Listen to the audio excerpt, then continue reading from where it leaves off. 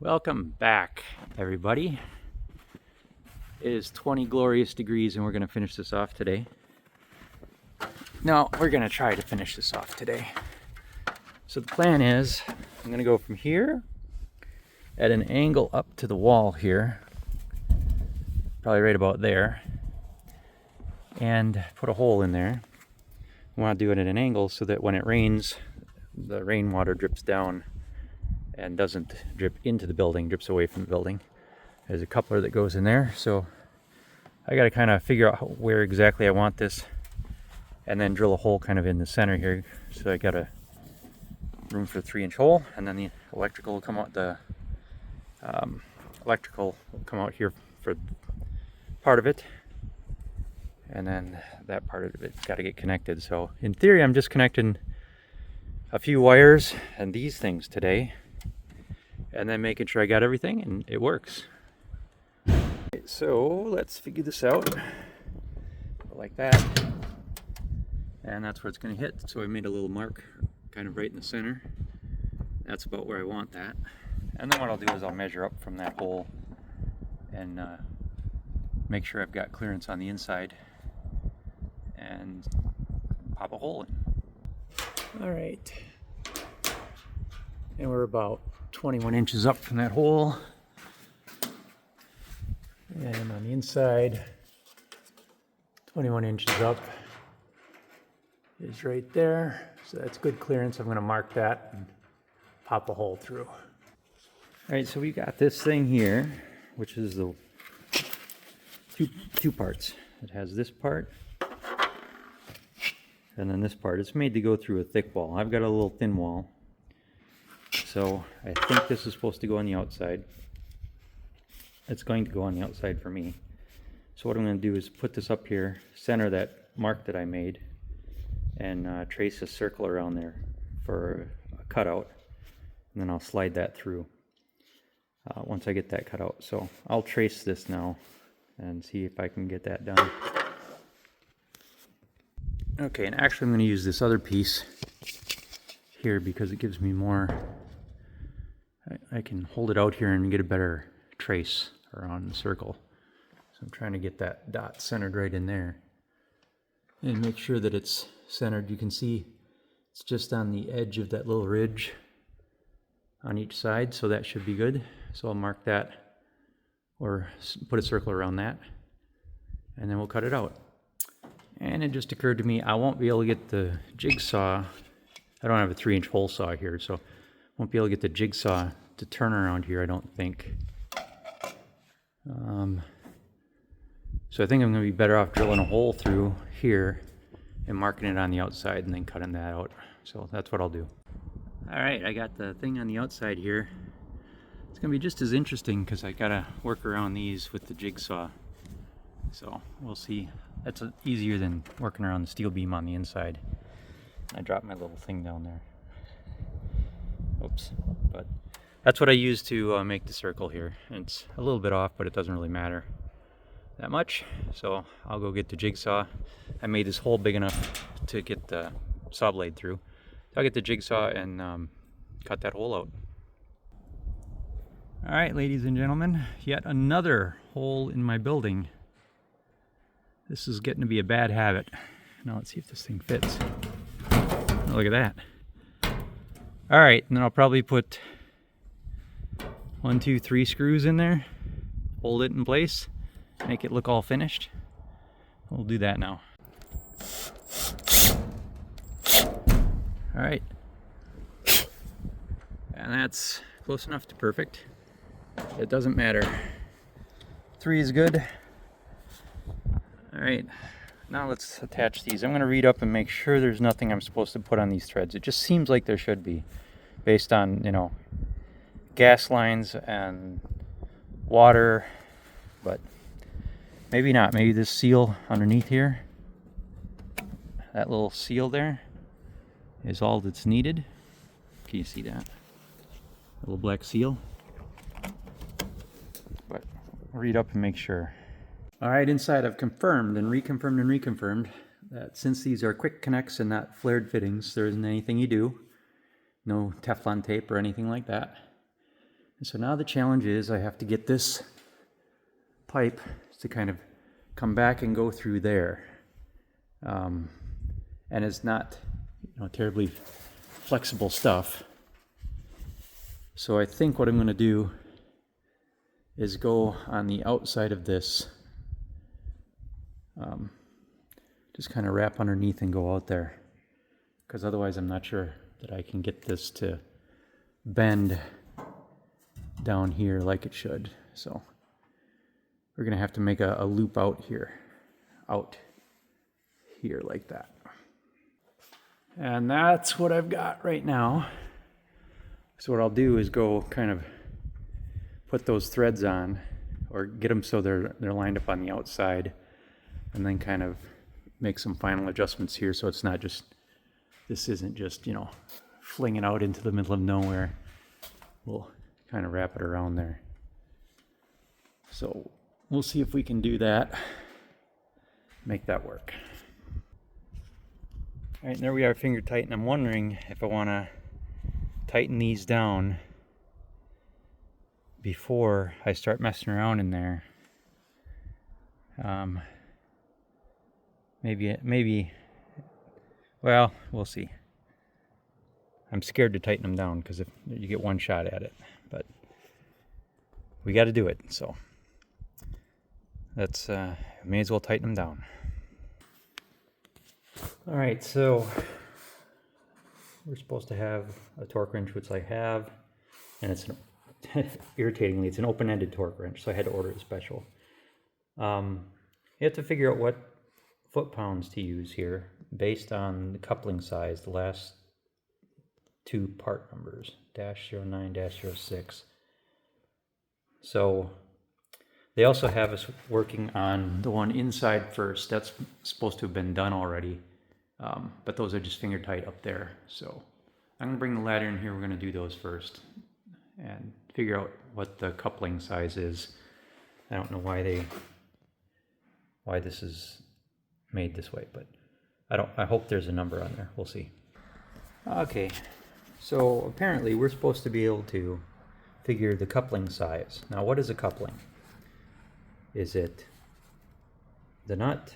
Is it the thread? Is it whatever? There's supposed to be a -06 dash. There's no numbers on any of this crap. So this is what drives me nuts, is now I've got to try to figure out what they were talking about when I don't have this information. It's really frustrating, really frustrating. And they could have just given us dimensions, and they have 1 and a 2 here, right? And they reference a 1 and a 2, but they don't tell us which one is the size we should go by. So it's really very frustrating for me, because you see this, if you look close, I don't know if you can see that. You see how there's a number there on that one? It doesn't match these. So if that's the number they're talking about, it's not the right number. And just so we're all clear here, this is what I've got. So somewhere in here, they're calling it a coupling.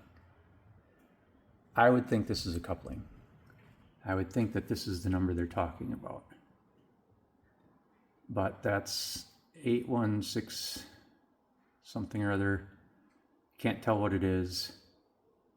There's a 030 something. And none of that matches.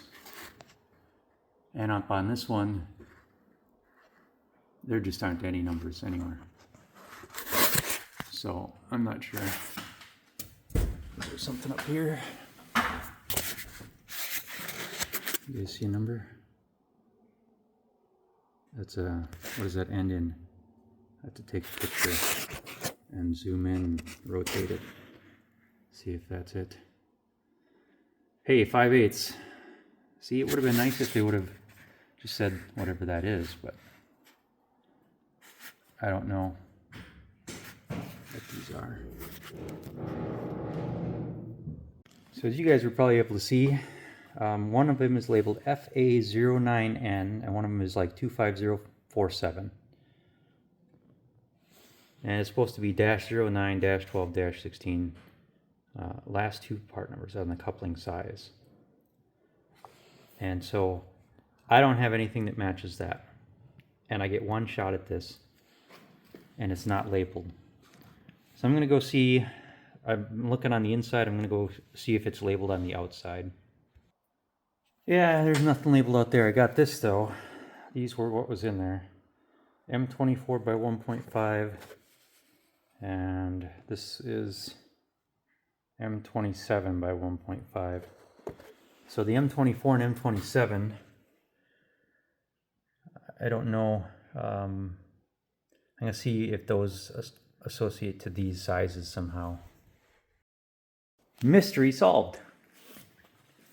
I called the customer service. So Alpine Air customer service, 5 stars because you're there on a Saturday and you were able to answer my question in English. So that's fantastic. The -9 and the small line is a -9 and the big line is a -16. So it's 30 to 35 pounds for the small one and 60 to 65. Initially, support gave me these numbers, and I questioned what this table was, and then they looked it up and said, nope, it's according to the manufacturer, those numbers. So I'm going to go just above 30 and just above 60 and get that tightened. So that's interesting, but there's no way to look at the part number or look at the couplings and know. This is actually a part number reference to the coupling, and you don't have that part number. So crap manual. That is crap. That should never happen. All right. And that took an hour. So the reason I don't get anything done is because I had to chase this down for an hour because of this stupid manual. All right. Off we go to try to tighten this. Okay, and now I actually had to buy this because my other torque wrench is here. It was an old one, the old style like this.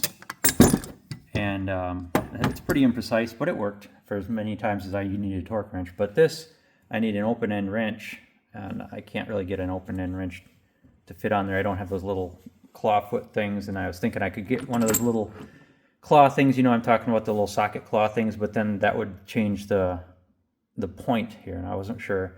And I thought, well, I may as well just get an actual wrench. So the way that this works is that, in case you've never seen these are foot-pounds, and they have numbers along this side. So this is 30, 50, 70, 90, and along this side is 20, 40, 60.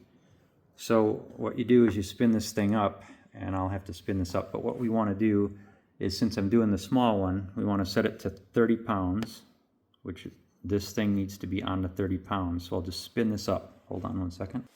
All right, so I don't think I can show you with one hand, but the way you do this is you pull this down and then you spin the silver part there.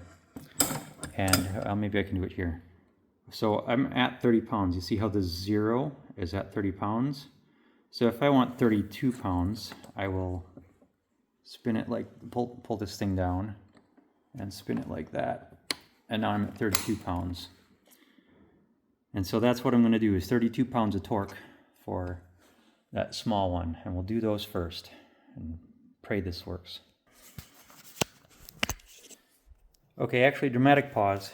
I'm going to go get some, there's a special pipe leak soap, leak detecting soap that you can get. I'm going to get some of that at the hardware store and then come back. And the reason I'm using that is because it's 20 degrees and I don't want the water freezing on the pipes if I use soap and water, if that makes any sense.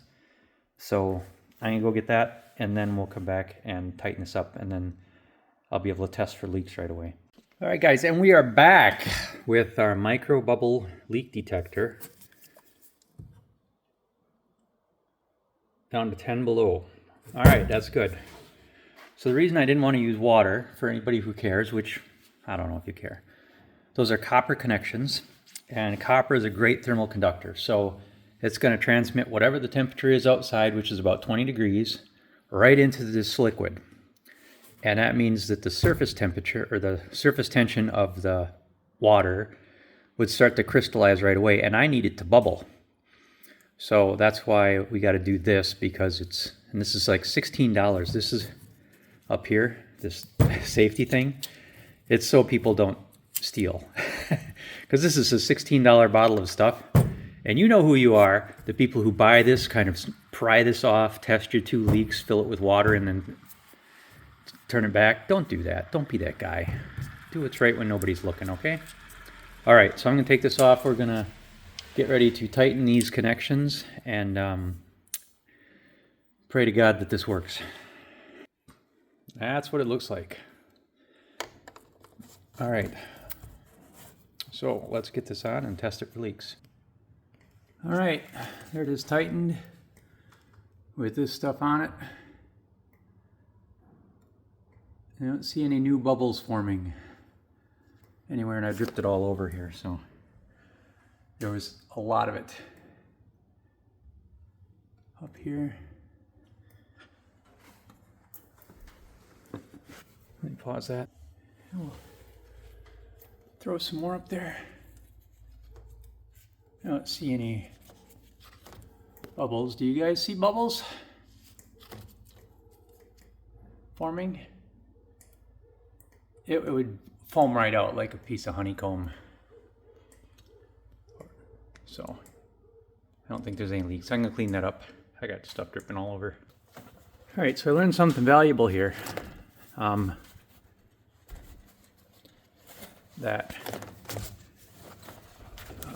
I only had the torque wrench up here and another wrench, and that there's a lot of wrenching before you get to the point where it actually tightens.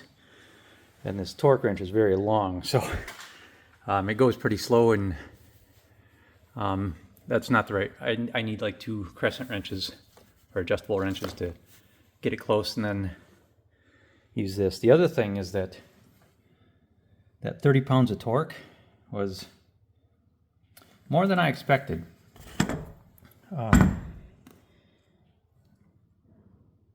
So I'm not sure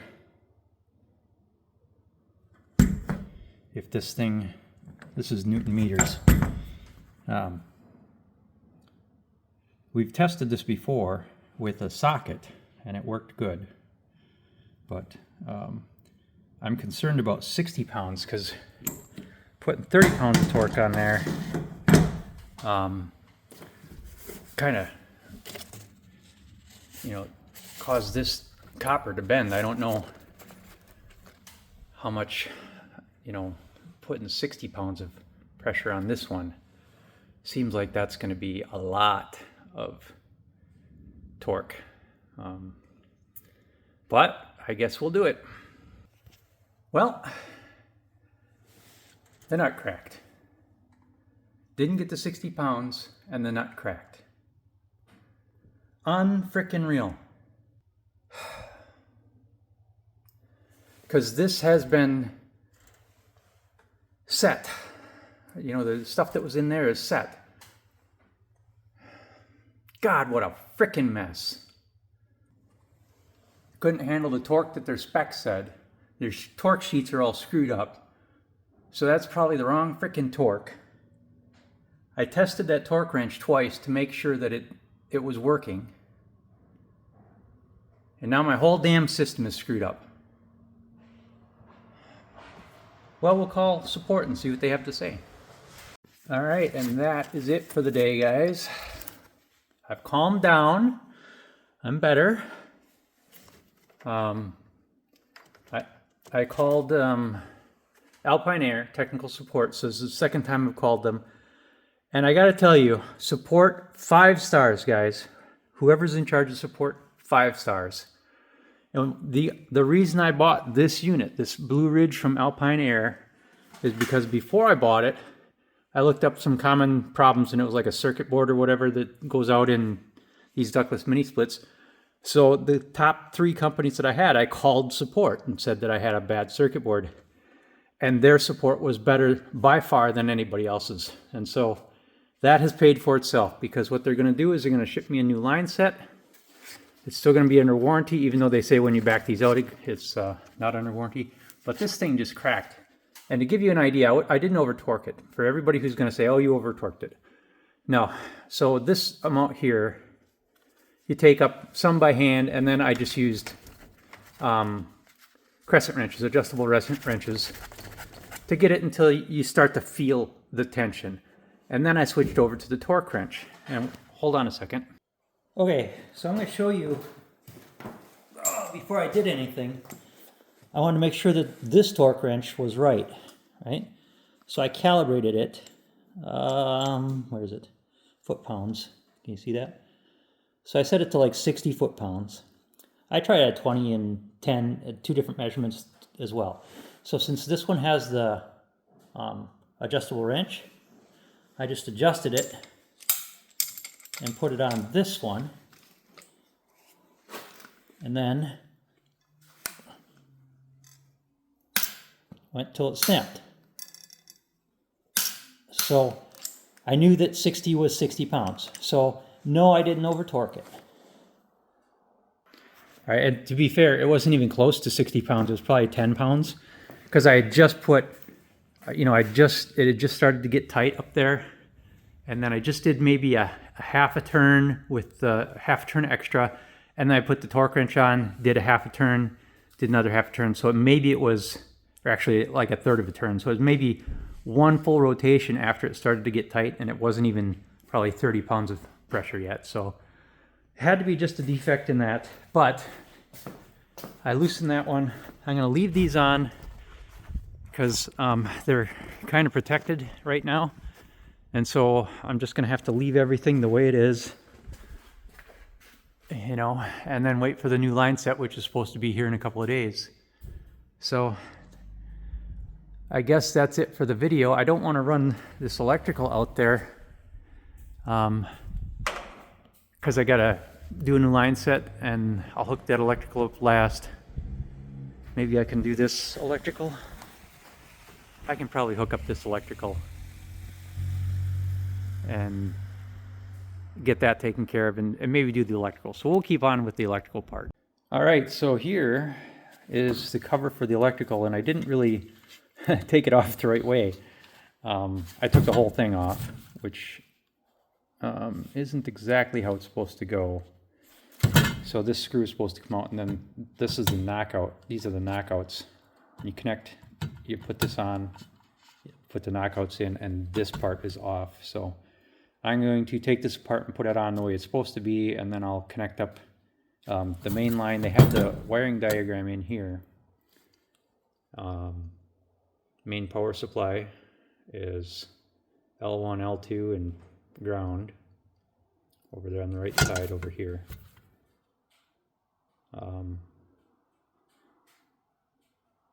So we will put that together, I guess. All right, got that screw out, and let me tell you, the gang, that was in there. I had to use one of those impact screwdrivers to get that thing off. Holy smokes. Anyway, I got the wire cutters, and I'm gonna go try to get this wired in. All right, here we are at the unit. I put this thing in there. That's where it goes. I gotta go get the wire and chase it over here. All right, and this thing was, this little cable connection secure thingy was in here, like this. So I'm taking that out, and it's weird because you can't open it with it on there and then close it. You have to like get the lines in and then sneak it behind the lines and then close it all in there, which is a strange design. I'm looking for, I don't know what this thing is, this pigtail. I'm not sure what's supposed to go in there. There's a USB thing that's supposed to go somewhere for RF for Wi-Fi, and maybe this is it, but I think that's on the inside unit. Anyway, I had to shorten these guys, and then we'll see how they fit in here. This is a two-hand job, so let me pause this.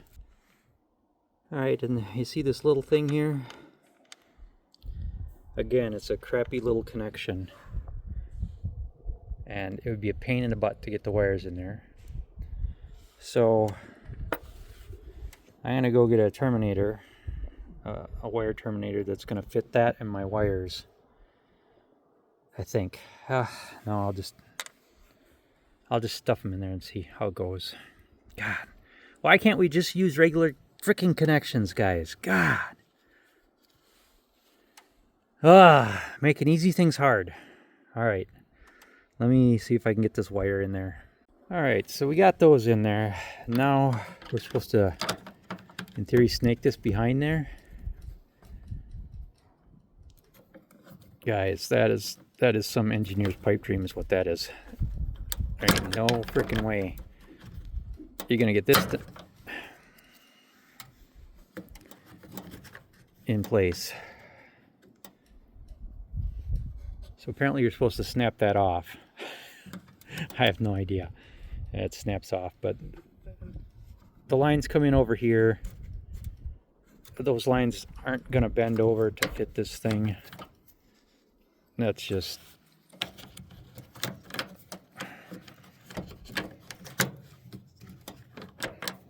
There's just no way.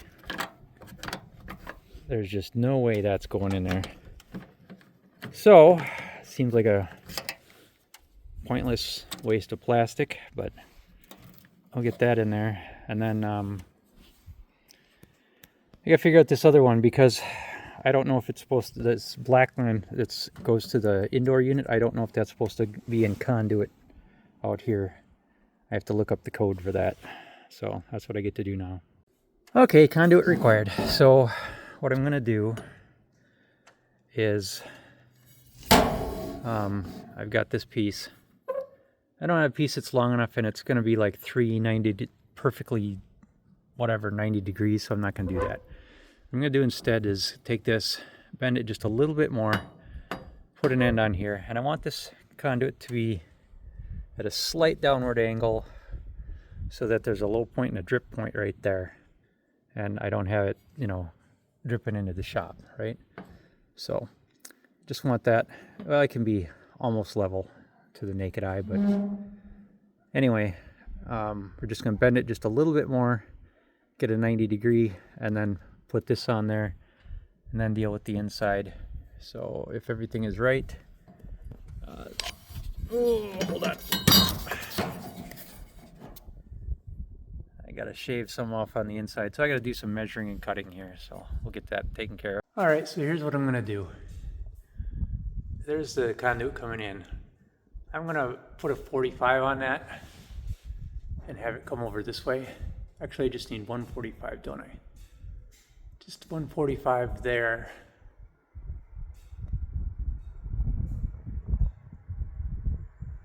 Right, 145. And then I can turn that. Have a little connection there. Shit, hold on. All right, plan B. A little complex bent PVC, my gosh, conduit. So what I'm gonna try to do is get this hooked up. I gotta cut this off and connect it there. And then out there, we can see that, let me see if I can zoom out there.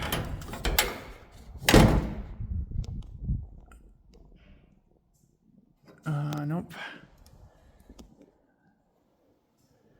Out there, it's almost there. So we might pick up, come back here, other way. We might pick up an inch, half an inch we need out there, and we'll just be able to do a 90 degree connector out there. So I'm gonna try to get this end in place, get this cable pulled back through, and then see where we are outside. All right, and I completely forgot that we had extended this cable because it was shorter, and we just used THNN. So I can just disconnect these, and once I get them disconnected, pull this cable out, get everything connected back in, and feed this cable back through. So that'll make things a lot easier. I wanted to show you this too. So this is one of those roll-up garage doors, and there's a space behind it. See that space? Goes outside, and you can see the little spaces outside. So when it snows and blows from the north, the snow swirls in, and I don't have the knockout, the blockers in, or the whatever you call them, to fill in these knockouts. Look at how much snow accumulated inside of the box here in just one snow event. Just because it's swirling up and it lands on here. That's the joy of these doors. So there are things to block those. And, you know, it's this opening right there. Can you see that? That opening with the snow comes up and swirls inside. So there's a brush that you can mount on the outside, and I'll do that. But I gotta get those knockout covers in there. So anyway, I'm gonna take this apart, get this wire out, and continue on. All right, so that's just where it is. And I think a 90-degree will work here. I have to see if I can go get one yet today. But if I can't make that work, I'm hoping I can make that work.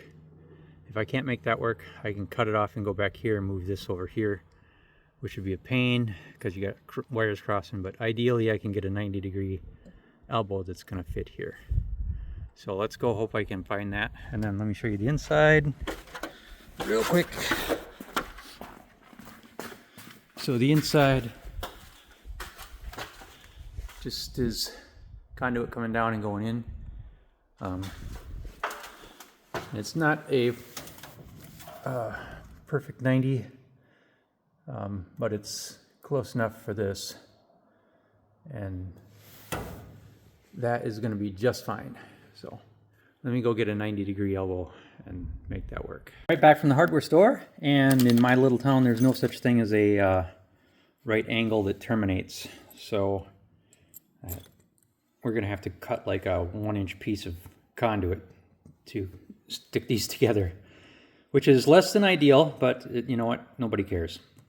So I got that, and I got a couple of these knockout covers. So we'll get that in. And I got to go cut a little tiny piece of conduit off. And there we go. All set. Now let's go see if this is going to solve my problems. Hopefully it will. It might actually make life easier here. I think it's going to work good. Except it's got to go that way. Dang it. All right. All right. So the length is going to be okay. But I got to, I got to get that burr off of there. But I've got to put like a 1-inch bend in this thing. Or a 2-inch bend. So that's going to be real interesting. Let's see if I can do that. All right, we got that in. Got a little bend to go up and over. And I got to get the wire in here. We're running out of daylight and it's cold. It's like that scene in Star Wars where you got to hurry up and get done before we shut the doors for the night. And it gets too cold to work. So I'm going to try to run this cable and get this connected up here, get this cover on, and call it an outside night, and then I can work on the inside electric. All right, and as you can tell, let's see here. Here we go. That's interesting.